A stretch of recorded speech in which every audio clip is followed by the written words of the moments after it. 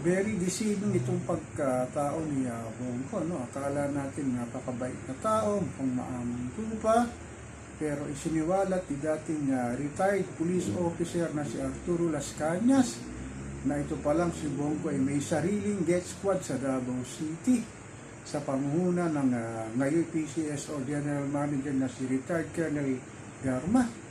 Grabe, ano? Nakukuha daw nila yung mga listahan na kanilang gugurgurin sa LTO Davao City sa pamamagitan ng personal information data kung sino raw kanilang itutumba o papatayin. At may basbas daw ito ni dating Pangulong Digong Duterte. Ganun talaga eh. Matagal na assistant ni Digong ito si Bongo. Sigurado ako na talagang kung ano yung ginagawa ng kanyang amoy, ganun din siya. Kaya lang grabe, no? Meron pang Davao Death Squad na sinasabit, may sarili nga ito ngayong Death Squad daw si Bongo. Nakakalungkot lang, no, na nabudol tayo ng mga taong ito. Sana naman sa darating na midterm election, ako po'y nangangampanya sa ating mga kababayan, lalo na si Juan Pastor Cruz, na huwag natin iboto ang tao na ito.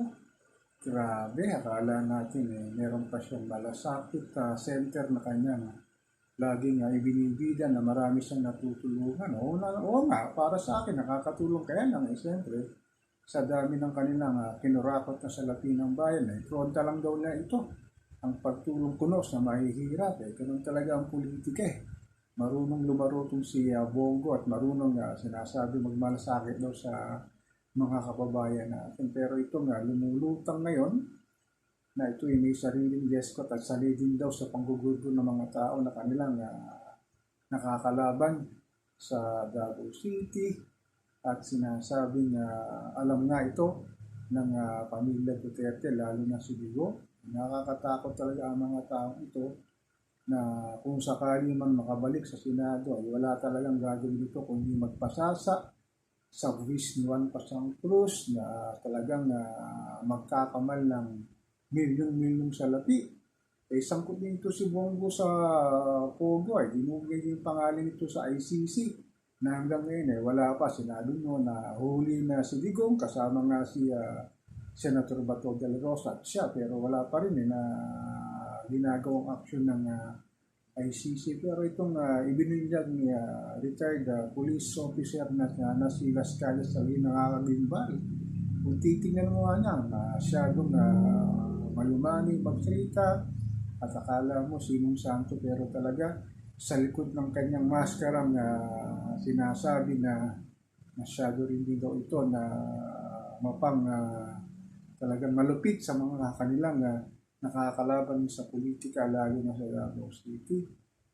Sana naman yung ating mga kababayan, lalo na sa Davao City, sa mga liblib na probinsya, sa mga kanyunan, sana naman pag ipinangampanya at nagbigay ng salapi, ay tanggapin nyo, pero wag nyo iboto. Kasi talagang babalikan niya yung kanilang mga ginastos na pera at salapi na kanilang ginastos na milyon piso, ay babawiin nila para para sa kanilang pansariling karapatan o pansariling interes sa politika.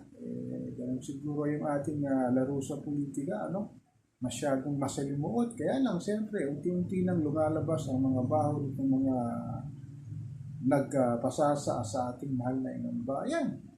So ako po si Papa Ken, patuloy po akong magmimiran, magmamatyak sa pang-araw-araw nating buhay dito sa ating mahal na inang bayan.